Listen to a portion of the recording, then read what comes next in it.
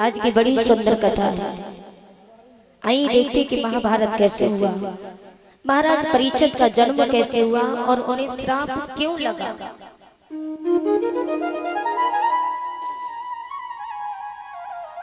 श्री सूत जी कहते हैं, हे सौनकादिक ऋषियों, पांडु महाराज और धृतराष्ट्र ये दो भाई थे।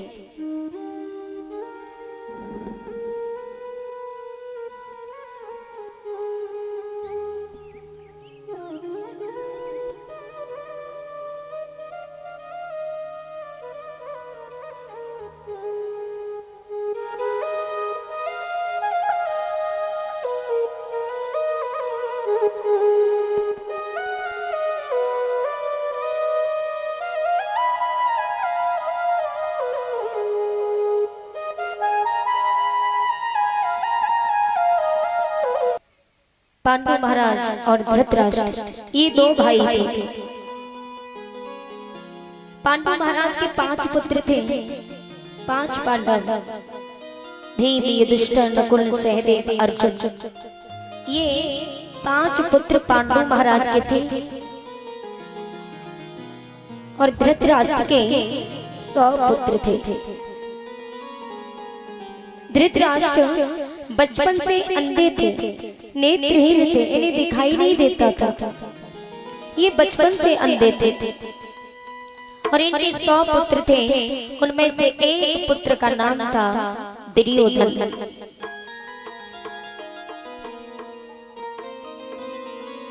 दुर्योधन धृतराष्ट्र के पुत्र थे और 5 पांडव पांडु महाराज के पुत्र थे। एक बार 5 पांडवों ने अश्वमेध यज्ञ किया। अश्वमेध यज्ञ में सम्मिलित होने के लिए संत, ऋषि, मुनि, महात्मा सभी जाते हैं। आवाज खोलो भैया। सभी संत मुनि अश्वमेध यज्ञ में सम्मिलित होने के लिए जाते हैं। दुर्योधन ने देखा कि हमें भी चलना चाहिए, तो दुर्योधन अश्वमेध यज्ञ में सम्मिलित होने के लिए चले। तो महलों में दुर्योधन को विश्वकर्मा ने अपनी नियति दिखलाई। जिस जगह पर दुर्योधन जब महलों में प्रवेश करते हैं, तो महलों में प्रवेश करते ही जहां जल है वहां थल दिखाई देने लगा और जहां थल था वहां जल दिखाई देने लगा। ये नजारा जिस समय दुर्योधन ने देखा, दुर्योधन ने देखा कि आगे जल भरा हुआ है, लेकिन वहां जल था नहीं। दिखाई दे रहा है कि आगे जल भरा है। उन्होंने अपनी धोती ऊंची की और आगे बढ़े तो देखा कि वहां तो सूखा स्थान है, थल है। धोती नीचे की, आगे सूखा स्थान दिखाई दिया तो वहां जल भरा हुआ था। दुर्योधन ने धोती नीचे की तो जाकर के जल में गिर जाते। दुर्योधन समझ गए, जहां मैं जल समझता हूं वहां थल होता है और जहां थल समझता हूं वहां जल भरा हुआ होता है।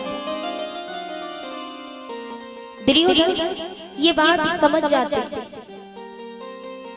एक जगह वास्तविक जल भरा हुआ था, पानी भरा हुआ था। दुर्योधन ने समझा कि मेरे साथ तो ऐसा हो ही रहा है। तो दुर्योधन ने अपनी धोती नीचे की ओर जाकर के जल में गिर जाते हैं। छत पर खड़ी हुई द्रौपदी जोर जोर से हंसने लगी और जोर जोर से हंसने के बाद द्रौपदी के मुख से निकल गया, क्या देवर जी आपको दिखाई नहीं देता? वास्तविक अंधे का पुत्र अंधा ही होता है। ये द्रौपदी के मुख से निकल गया। अब किसी को आप अंधे को अंधा कहोगे तो बुरा तो वैसे भी लगेगा।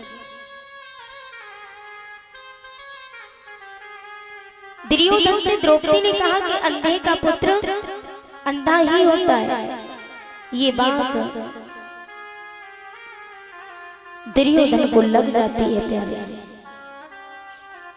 दुर्योधन ने कहा कि पांचाली ने मुझे अंधे का पुत्र अंधा कहा, इसलिए मैं भी प्रण करता हूँ, मैं इस बात की कसम खाता हूँ कि पांचाली मैंने यदि तुझे निर्वस्त्र करके भरी सभा में अपनी जगह पर नहीं बिठाया तो मेरा नाम दुर्योधन नहीं।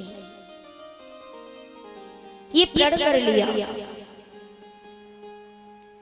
लेकिन द्रौपदी के एक शब्द के कारण महाभारत हो। यदि द्रौपदी ये बात नहीं कहती तो महाभारत नहीं होता। अब एक ही जीव है प्यारे,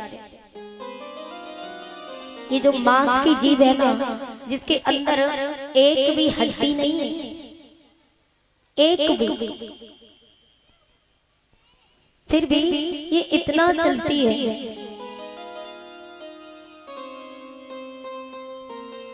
कैची की तरह कच कच चलती रहेगी। अकेली एक जीव 32 पहरेदारों के बीच में रहते हैं। और 32 पहरेदार कौन से? हाँ महाराज, थोड़ा कथा की तरफ भी ध्यान दिया करो। पर कहते हैं कि व्यास जी कथा अच्छी नहीं कह रहे, अब जब आप लोग ध्यान दोगे तभी तो कथा अच्छी लगेगी। क्यों भाई? अब हम कथा कहें, हम कुछ पूछें, उसका आप हाँ या ना में जवाब दो तो अच्छा लगे कथा करते समय। आप बैठे हो मिट्टी के ढेल की तरह, समझ में नहीं आता कि कथा आपके दिमाग में जा भी रही है कि नहीं जा रही है, क्या पता जा रही है।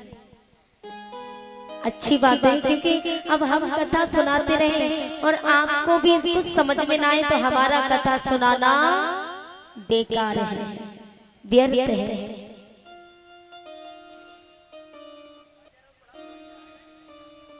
अब क्या बता महाराज, आवाज से तो हम खुद दुखी हैं। बिल्कुल नॉर्मल आवाज निकल रही है जैसे निकलती है। श्री राधे।